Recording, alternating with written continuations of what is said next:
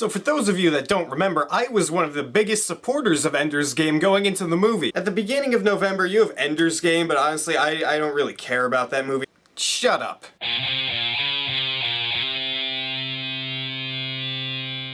Ender's Game is a sci-fi movie that follows mostly children. Here's what happened. Earth was attacked by an alien race, and a lot of innocent people died, millions of people died, and we were just barely able to fight back and push them out and get them away, and they left. And now we're training children for when they come back to attack us again, and they're our only hope. And there's one named Ender, and he is like the best of the best. He's a genius. He can just see things and strategize, and he's the best one they have, so he's the one who's chosen to lead. I was just kind of indifferent because the trailers looked fine. It had a really great cast, but nothing in the trailers really just pulled me in, and I was sure that they showed the climax in the trailer, and they did, and that was something that disappointed me. However, Ender's Game, I thought, was fantastic. For mostly everyone in this movie, the acting is great. Asa Butterfield as Ender was fantastic. He was great in this movie. He really gave me a sense for who the character was, and he was likable, and I'm just gonna get this out of the way because I've been wanting to talk about it since the movie.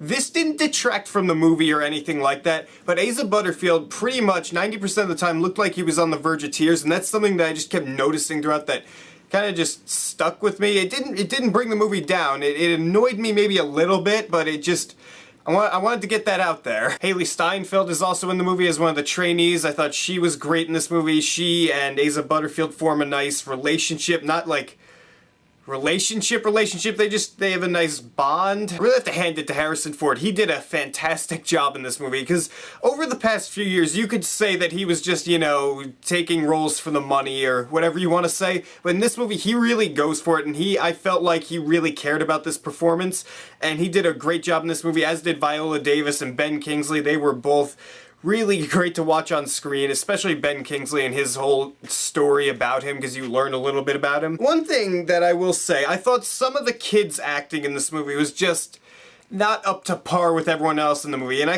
get why, because kid actors generally aren't as good as fully grown adult actors, but just, it did bring the movie down a little bit. They did not annoy me, but it was just really apparent that they weren't as good. I wouldn't necessarily say they were terrible or anything, but they were just not up to the high quality the rest of the cast said. I think I've established that over the past 30 seconds. Now, going into this movie, I figured, alright, it's gonna be a straightforward type sci-fi movie. You have to train the kid and he has to go fight the alien force.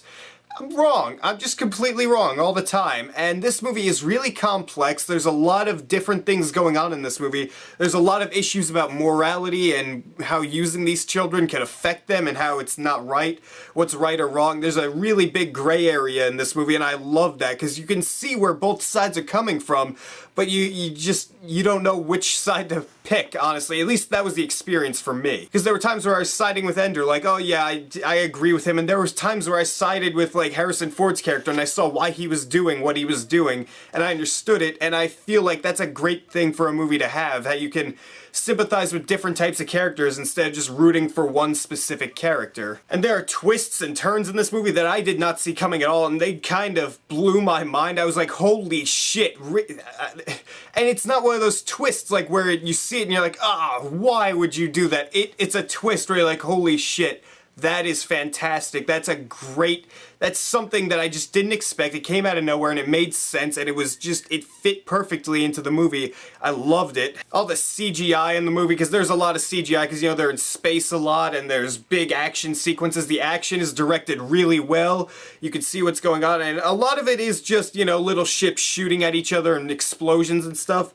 But the tactics behind it when Ender is trying to, you know, get his team together and tell them what to do and strategize while they're fighting, that's the part that I love, not just the explosions and the CGI on screen. Seriously, I loved this movie. I didn't have any real problems with it. Like that Asa Butterfield thing, that bugged me a little bit. That's not something that really pulled the movie down. Maybe the child actors. Those are the one things that are just coming back to where it's like, oh, that did annoy me a little bit. Overall, Ender's Game is a great movie. It's well written. It's really interesting to watch. The action is great. It's a story that doesn't drag.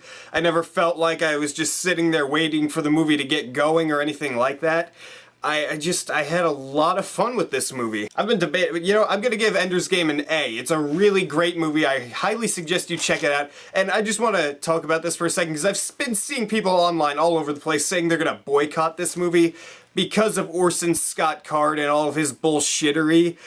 You don't need to do that because Orson Scott Card is not getting anything from the profits that this movie makes in its box office. So if that's the reason that you don't want to see this movie, just throw that out the window, because he's not making a single dime from this movie. Now that I got that out of the way, what'd you guys think of Ender's Game? Did you enjoy it? Did you not enjoy it? What's been your favorite original sci-fi movie of the year? That is a very narrow subject, but I guess write your beautiful comments down there. This isn't even original. This is based off of a book. I'm stupid. Just what's your favorite sci-fi movie of the year? Write your beautiful comments down there and tell me what you think. I hate myself. And if you like this video, hit that subscribe button down there, because if you don't, I don't know. There won't be Ender's Game 2, or whatever. I don't know. There's a lot of books. I don't know which one's next. I know there's one called Ender's Shadow. Maybe that's next.